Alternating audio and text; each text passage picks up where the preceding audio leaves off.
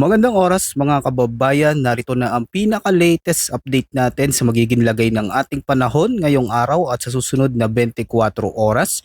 Nakapasok na sa Philippine Area of Responsibility ang posibleng bagyo na minomonitor natin sa may silangan ng bansa. Ayon sa mga datos, inaasang mas lalakas pa ito habang patuloy na lumalapit sa kalupaan ng bansa. Alamin natin ang pinakabagong impormasyon sa direksyon at lakas nito.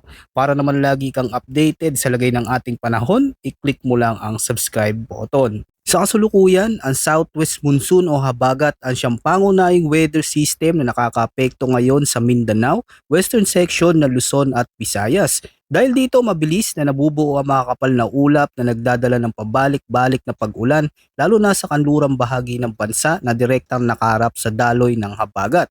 Kasabay nito, mas lumakas na ang low pressure area na patuloy nating minomonitor sa may silangan ng ating teritoryo at mahalaga itong bantayan ngayon dahil ayon sa mga datos, inaasang lalakas ito bilang bagyo at posibleng tumawid ito sa Northern Luzon. So ngayong araw, ang low pressure area sa loob ng PAR ay tinatayan nasa layong 1,315 kilometers sa silangan ng Southeastern Luzon. Ngayon, simulan natin sa on-the-ground forecast condition para sa Western Visayas, Negros Island region, gayon din sa may Zamboanga Peninsula at BARM. Inaasahan ng cloudy skies with scattered rains and thunderstorms dahil sa umiiral ng southwest monsoon o habagat. Ibig sabihin, patuloy na madalas ang maulap na kalangitan, nasasabayan ng mga pag-ulan at pagkulog at pagkidlat na maaaring pabalik-balik sa iba't ibang oras ng maghapon. May mga pagkakataong lalakas ang buhos ng ulan kaya sa mga mababad lugar at paanan ng kabundukan, mas mataas ang posibilidad ng flash floods at landslides lalo na kung magtatagal ang pag-ulan.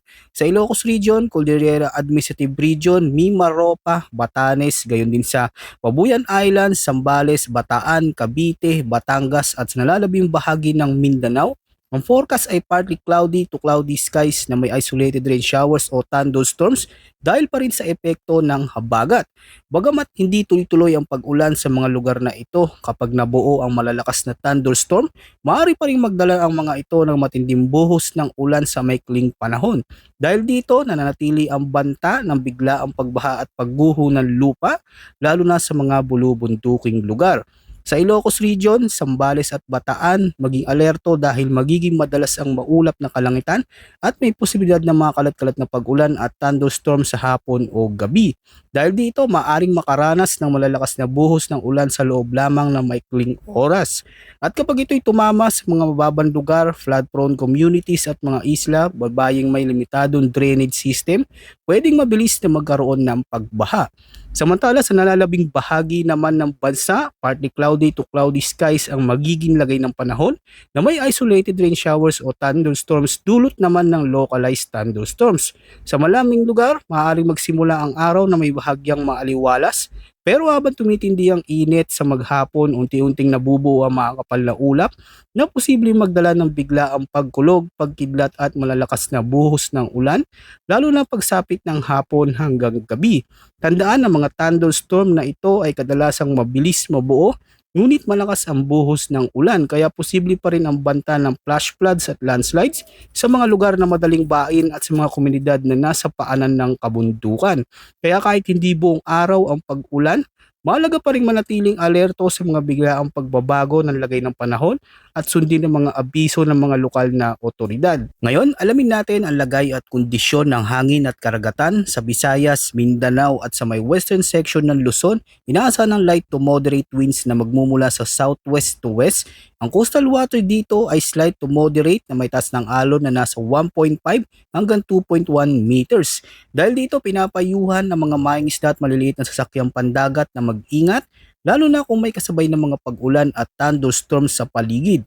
Samantala sa nalalabing bahagi ng Luzon, inaasahan ng light to moderate winds na magmumula sa southeast to southwest at ang coastal water condition dito ay magiging slight to moderate na may taas ng alon na nasa 0.6 hanggang 1.8 meters.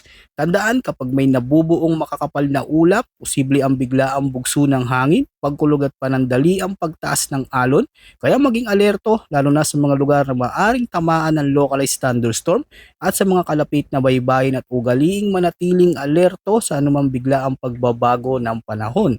Ngayon naman silipin natin ang tropical cyclone threat potential para sa susunod na linggo.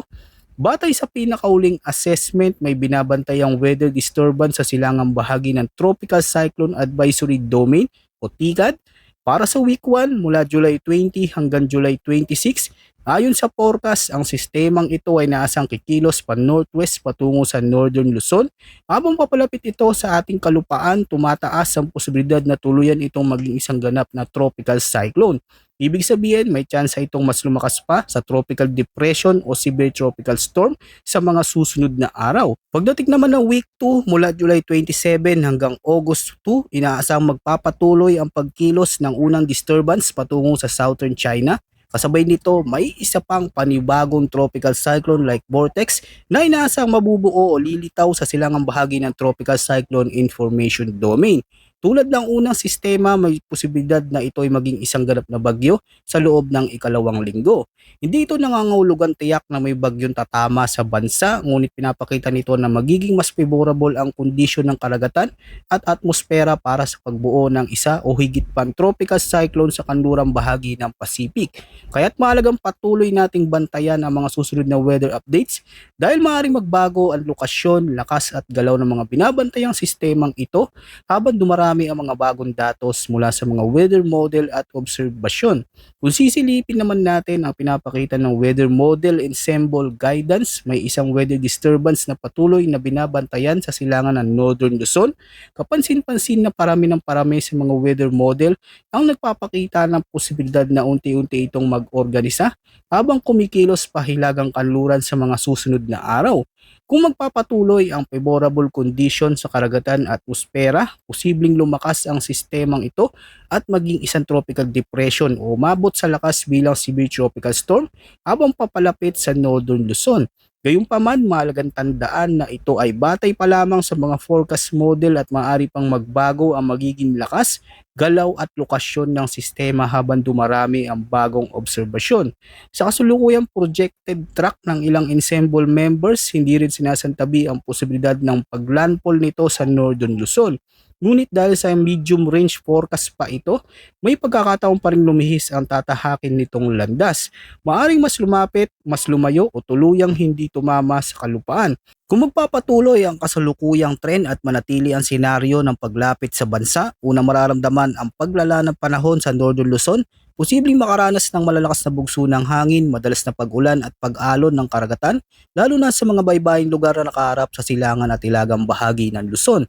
Habang lumalapit ang sistema, maaari rin itong palakasin ng southwest monsoon o habagat na magdadala ng mas malawak at mas matagal na pag-ulan sa kanlurang bahagi ng Luzon. Dahil dito, tumataas ang posibilidad ng flash floods, landslides at pagbaha sa mga babang lugar, lalo na kung magsasabay ang epekto ng habagat at ng sirkulasyon ng posibleng bagyo. Sa ngayon, malinaw na ito ay dapat bantayang mabuti dahil ang forecast na ito ay nakabatay sa weather model ensembles. Inaasang magkakaroon pa ng pagbabago sa mga susunod na araw habang mas lumilinaw ang galaw at pagbuo ng sistema. Kaya patuloy natin tutukan ang mga susunod na tropical cyclone updates dito sa ating channel at agad namin kayong bibigyan ng pinakabagong impormasyon tungkol sa inaasahang track, lakas at mga posibleng epekto nito sa ating bansa at huwag kalimutang mag-ingat.